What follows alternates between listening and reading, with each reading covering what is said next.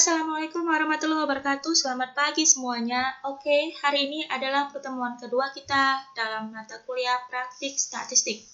Baik, pada mata kuliah hari ini yang akan kita bahas adalah bagaimana cara menentukan statistik deskriptif, yakni ukuran nilai sentral. Ukuran nilai sentral terdiri dari apa saja? Nilai min, median, dan modus. Berikutnya ukuran letak data, yakni kuartil, desil, persentil, dan ukuran penyebaran data atau dispersi, yakni simpangan baku, standar deviasi atau simpangan baku, varians, jangkauan, simpangan rata-rata, dan lain sebagainya. Nah, hari ini kita akan menentukan statistik deskriptif tersebut dengan menggunakan aplikasi SPSS. Baiklah, langkah pertama sudah pastikan terlebih dahulu aplikasi SPSS Anda telah terinstall dengan sempurna di laptop masing-masing. Jika sudah, maka silakan buka aplikasi SPSS Anda. Caranya dengan mengklik Windows atau Start, lalu Anda tinggal ketik saja di situ SPSS. Maka pilihlah yang SPSS App, SPSS App bentuknya ini, lalu Anda tinggal klik sekali saja, nanti akan muncul tampilan seperti ini. Tampilan bahwa Anda itu menggunakan SPSS yang memiliki license. Anda tinggal tutup saja tampilan license-nya, lalu nanti akan muncul tampilan input dan pasti juga ada tampilan output-nya. Nah, berikutnya, di sini kita akan menentukan uji statistik deskriptif, misalkan ada suatu judul penelitian mengenai pengaruh atau peningkatan jumlah pendapatan suatu perusahaan, misalkan seperti itu ya. Peningkatan jumlah pendapatan suatu perusahaan, misalkan dari bulan November sampai bulan Januari, misalkan seperti itu. Intinya adalah kita ingin menggunakan data jumlah pendapatan perusahaan tersebut. Maka variabel yang kita gunakan adalah variabel jumlah pendapatan. Nah, pada bagian input terdiri dari data view dan variable view. Pertama sekali, Anda pilih saja variable view. Setelah Anda pilih variable view, Anda tinggal ketik di bagian name-nya, itu jumlah underscore. Ingat, pada variable view, dia tidak bisa menggunakan spasi, jadi kita gunakan underscore. Jumlah underscore pendapatan. Maka klik di sembarang tempat. Nanti type-nya tetap numerik. Width-nya biarkan saja 8. Desimalnya Anda bisa tukar menjadi bentuknya 0. Misalkan kita tidak mau nanti hasilnya itu berbentuk ada bilangan desimal di belakangnya. Oke, labelnya biarkan saja, values dan lainnya kita biarkan saja. Selanjutnya, setelah kita menuliskan nama variabelnya pada variable view, yakni jumlah pendapatan, maka kita beralih ke data view. Maka di data view muncullah satu kolom berisi jumlah pendapatan. Nah, di sini kita bisa menuliskan langsung data yang akan kita analisis, atau kita bisa menggunakan bantuan data yang sudah kita tulis di Excel dengan cara mengcopy pastekannya. Nah, kebetulan saya sudah menyiapkan datanya pada Excel. Bentuknya seperti ini. Bentuknya seperti ini. Maka kita bisa copy-kan saja semua data yang ada pada Excel ini. Kita bisa blok. Lalu kita bisa klik kanan, pilih copy. Lalu kita beralih lagi pada input SPSS. Klik kanan, lalu paste. Atau bisa juga dengan Ctrl V. Nah, ini yang agak sedikit lebih lama ya. Mohon bersabar. Ini bisa saja kita pakai Ctrl V. Atau bisa klik kanan paste. Mana saja boleh. Nah, nanti akan muncul data yang ada pada Excel juga masuk pada data di bagian data view-nya SPSS. Ini jika data berjenis numerik. Nah, minggu lalu saya jelaskan data itu jenisnya ada beberapa macam. Ada dalam SPSS data ada 2. Ada numerik, adalah satu lagi namanya data kategorikal. Nah, misalkan data kategorikal itu seperti apa, Bu? Data kategorikal, misalkan dalam kasus ini kita ambil jenis data, jenis underscore pendapatan. Terkadang dalam suatu perusahaan itu pendapatan itu bisa masuk dari beberapa tipe atau jenis, ya. Lalu klik sembarang tempat, di sini tetap muncul numerik. Tapi kan kita ini datanya data kategorikal, maka kita perlu untuk mengganti tipe data. Tipe datanya kita ganti tidak numerik. Bagaimana cara mengganti tipe data? Klik bagian yang biru ini, klik saja, lalu Anda pilih string. Lalu Anda klik OK. Nah, karena ini bentuknya adalah verbal, kalimat, maka kita harus tulis label di sini. Kita tulis labelnya, misalkan jenis pendapatan itu ada dua, ada umum dan ada khusus. Umum, khusus. Nah, pada SPSS kita perlu melabelkan itu dengan cara menggunakan kode atau dengan cara menggunakan value. Dengan cara klik values, ya, bagian sini tadinya noun-nya tidak ada, kita klik yang bagian biru sini.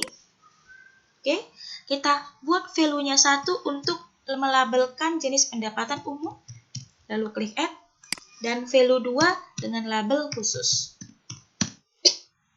Klik add, lalu klik OK. Maka nanti pada data view muncul satu kolom tambahan yakni jenis pendapatan. Nah, jenis pendapatan tadi sudah kita buat di sini tadi di Excel, jenis pendapatan umum khusus, umum khusus, umum khusus, ya. Tapi kan di SPSS sudah kita berikan kode di bagian sini tadi, di bagian sini kita sudah beri kode 1 untuk umum, 2 untuk khusus, maka nanti di data view kita tidak boleh bikin umum khusus, tapi langsung pada kodenya. Jadi mempermudah kita buatnya di Excel saja untuk kodenya. Tadi umum 1 ya, 1 khusus 2, 1, 2, 1,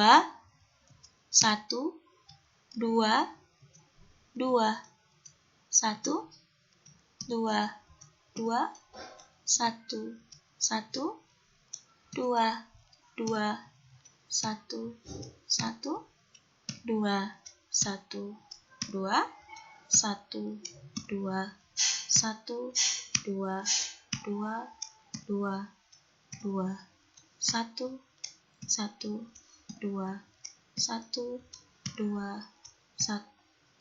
2, 2, 1, 2, 2, 2, 2, 2, 1, 2, 1, 2, 1, 2, 2, 2, 2, dan 1 serta 2 terakhir umum 1. Nah, setelah kita kodekan pada Excel, kita copy saja kode ini. Sama seperti tadi, Ctrl C atau klik kanan copy, lalu kita pindahkan di data view-nya dengan cara juga bisa Ctrl V atau klik kanan paste. Nah, sudah masuk di sini. Oke. Nah, seperti yang saya sampaikan tadi bahwa hari ini materinya adalah menentukan uji statistik deskriptif, yakni ukuran nilai sentral, ukuran letak data, dan ukuran dispersi atau penyebaran. Maka, caranya bagaimana, Bu? Langkahnya adalah klik Analyze. Klik Analyze. Klik Analyze, lalu pilih nanti di sini Descriptive Statistik. Lalu kamu tinggal pilih di sini Frequencies. Ya, Frequencies. Klik. Maka nanti ada 2 jenis variabel yang sudah kita input. Namun di sini kita hanya menggunakan jumlah pendapatan saja, yakni data numerik saja. Data kategorikal tidak usah kita lakukan analisa, karena dia hanya 2 kategorikal, yakni jenis umum dan jenis khusus. Tapi kita di sini hanya menggunakan data numerik untuk kita lakukan perhitungan pada uji statistik deskriptif. Jadi klik saja bagian jumlah pendapatan, lalu kamu tekan ini tanda panah untuk dia berpindah ke kolom variabel. Selanjutnya kamu pilih statistik di sini. Lalu di sini muncul ada sentral tendensi ukuran nilai sentral. percentile value untuk ukuran letak data, dan ukuran penyebaran data yakni dispersi. Nah, kamu tinggal pilih untuk central tendency, pilih saja mean, median, modus, sum, atau jumlah. Untuk ukuran letak data, kamu pilih quartiles. Lalu kamu pilih percentile. Nah, percentile di sini kamu bisa pilih. Atau kamu tidak mau pilih juga nggak apa-apa. Nanti dia akan masukkan semua percentile. Ya. Lalu pilih di sini, misalkan boleh percentile, misalkan percentile 25. Percentile 60. Dan percentile misalkan 75. Ya. Boleh kamu masukkan berapa saja. Nggak pun kamu tulis, nanti dia akan muncul semua jenis percentile. Lalu kamu klik dispersi, standar, variance, range, nilai minimum, nilai maksimum, dan standar error mean atau simpangan rata-rata. Ya. Lalu yang ini tidak usah kamu klik. Ya, yang ini tidak usah kamu klik. Lalu kamu klik continue. Dan kamu klik yang bagian sini untuk menampilkan tabel frekuensi untuk setiap data yang telah kita input. Maka kita bisa klik OK. Nanti tampilannya akan beralih ke tampilan si output. Maka nanti hasil outputnya berbentuk seperti ini. Muncul tampilan pertama adalah frequencies, yakni yang pertama jumlah data, di mana jumlah data yang valid ada 50, yang tidak valid alias tidak terhitung dengan sempurna tidak ada. Artinya seluruh data telah terhitung dengan sempurna. Ada nilai mean, nilai rata-rata yakni 21,46. Simpangan rata-rata kita punya 2,004. Median kita punya 17,00. Modus kita punya 12. Standar deviasi kita punya 14,167. Variance kita punya 200,702. Jangkauan atau range kita punya 55. Dengan nilai minimum adalah 5 dan nilai maksimum adalah 60. Jumlah seluruh data adalah 1073. Nah, untuk persentil, karena tadi kita memasukkan persentil itu hanya 25, 60, 75, dan 50, maka dia akan terhitung yang sudah kita inputkan. Ya, kalau misalkan kita tidak menginputkan tadi data persentilnya, maka nanti akan keluar seluruh persentil, nilai data persentil. Oke, selain data frekuensi yang tadi telah kita input, yakni si ukuran nilai sentral, mean, median, modus, ukuran letak data, persentil, ya, dan ukuran dispersi, yakni standar error, standar deviasi, variance, range, maksimum, minimum, dan sum atau jumlah, juga akan muncul tabel distribusi frekuensi, ya, bentuknya seperti ini, di mana nanti setiap data akan terlihat berapa banyak jumlah datanya. Misalkan data 5 ada berapa banyak frekuensinya, ada 1. Data 8 ada berapa banyak frekuensinya pada data yang sudah kita input tadi. Atau berapa banyak tadi ada yang namanya data nilai 8, ada 3, dan seterusnya. Tadi di atas terlihat kita temukan bahwa nilai modus adalah 12. Artinya, data 12 inilah data yang paling banyak muncul pada kumpulan data tadi. Benar atau tidak? Kita bisa melakukan cross-check pada tabel distribusi frekuensi yang sudah muncul tadi di sini. Lihat di data 12. Data 12 berapa banyak? Data 12 frekuensinya ada 5. Dan ini membuktikan bahwa dia merupakan nilai modus. Selain frekuensi, pada tabel frekuensi, distribusi frekuensi juga muncul namanya persentase. Dari mana dapat nilai 2,0 ini, Bu? 2,0 ini dapatnya dari frekuensi, jumlah frekuensi dibagi jumlah seluruh data dikali 100%. 1 dibagi 50 dikali 100 itu sama dengan 2%. Ada valid persen, artinya semua jumlah frekuensi persentasenya yang sudah kita cari itu seluruhnya adalah valid. Tidak ada yang miss. Lalu ada namanya persentase kumulatif. Sama halnya dengan si persentase yang tadi. Persentase kumulatif adalah nilai persentase yang dijumlahkan. Kalau kemarin kita belajar di statistik ekonomi adalah frekuensi kumulatif dari jumlah frekuensi yang dijumlahkan.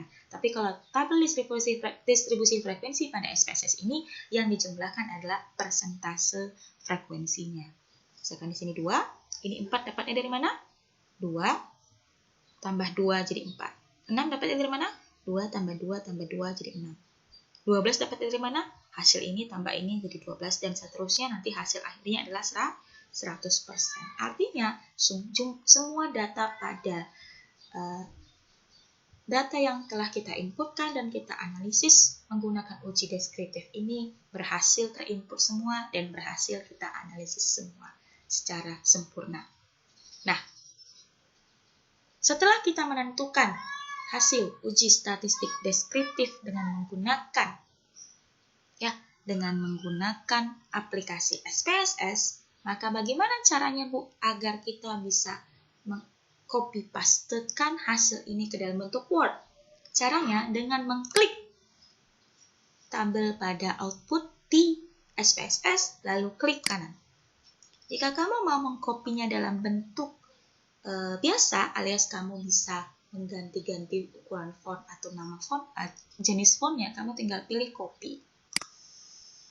Lalu kamu tinggal buka dokumen. Ya, kamu tinggal buka dokumen, tinggal kamu kopikan saja di sini dengan cara dengan cara klik kanan saja. Ya, klik kanan lalu pilih yang di tengah sini, merge formatting. Maka akan muncul seperti ini, kamu tinggal bisa edit. Ya, misalkan Calibri mau kamu ganti jadi Times New Roman juga bisa. Ya, misalkan kamu mau ganti ukuran fontnya juga bisa. Oke, misalkan kamu mau ganti ya, jadi Times New Roman, Bu, aku mau ganti, bisa. Ini kalau kita menggunakan copy yang bisa cara mengkopinya dengan tujuan untuk mengedit data kembali di Microsoft Word. Tapi kalau misalkan kita mau bentuknya dalam bentuk JPEG, bisa. Misalkan ini mau kita ubah, mau kita copy paste dalam bentuk JPEG, tinggal klik saja, lalu klik kanan, copy as image. Klik kanan, copy as image. Lalu kamu pilih Word tadi, sama kayak tadi di atas, klik kanan. Tapi kalau tadi kita pilih merge formatting, sekarang kita pilih picture, karena kita menginginkan dia dalam bentuk picture atau image. Nah, nanti tampilannya bentuknya image yang nggak bisa kita lakukan edit-edit pada tampilan yang sudah kita copy pastekan. Itu saja perkuliahan kita hari ini. Ya, sampai jumpa di pertemuan selanjutnya. Jika ada pertanyaan, silakan berikan di kolom komentar. Nanti akan saya jawab juga di kolom komentar. Data contoh soal nanti akan saya lampirkan pada materi ajar juga. Dan nanti akan saya berikan tugas di rumah dan silahkan dikerjakan di Google Classroom. Silahkan baca panduan bagaimana cara mengerjakan tugasnya. Selamat melihat bahan ajar dan semoga Anda paham dan mengerti serta bermanfaat. Sampai jumpa di pertemuan selanjutnya. Sehat selalu. Assalamualaikum warahmatullahi wabarakatuh dan selamat pagi.